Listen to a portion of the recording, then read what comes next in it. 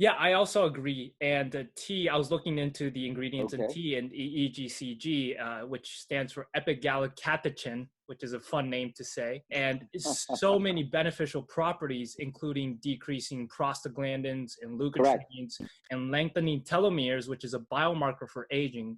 And I've been obsessed with researching inflammatory biomarkers and how I can reduce the number of leukotrienes and prostaglandins, which have been linked to every medical condition out there, including cancers and heart disease and Alzheimer's.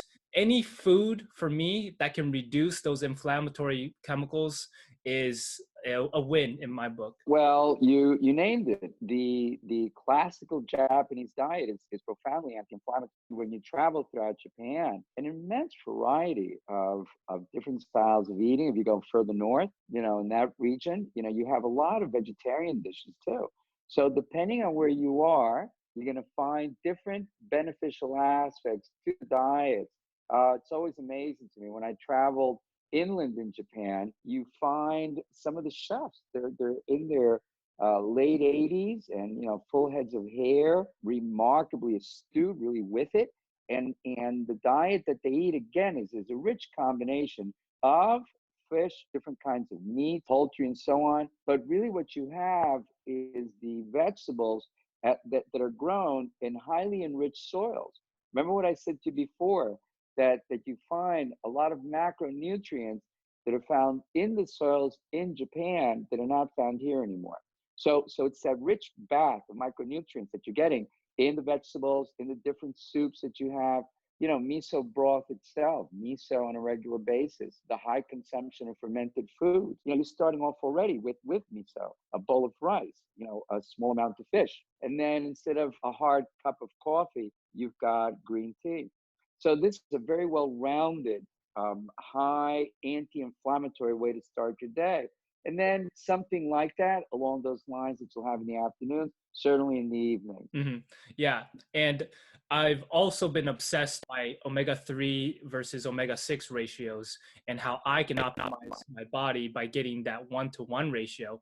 And most Americans are omega-3 deficient.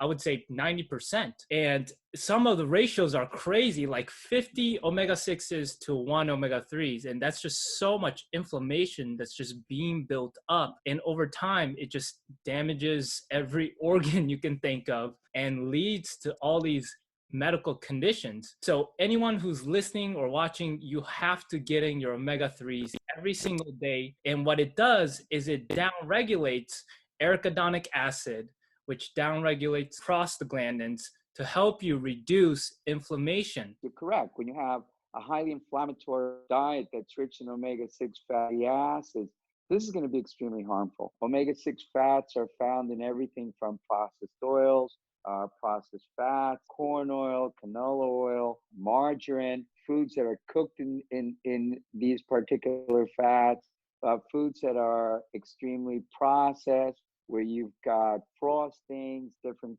kinds of condiments, and so on, that are produced with a high amount of omega-6 fatty acids. So the ratio in America is way out of proportion, extremely high to omega-3 fatty acids. This is inflammatory all the way, and it's going to contribute to things like arthritis, joint problems, systemic inflammation, inflammation around your heart, and what we call the inflamed brain.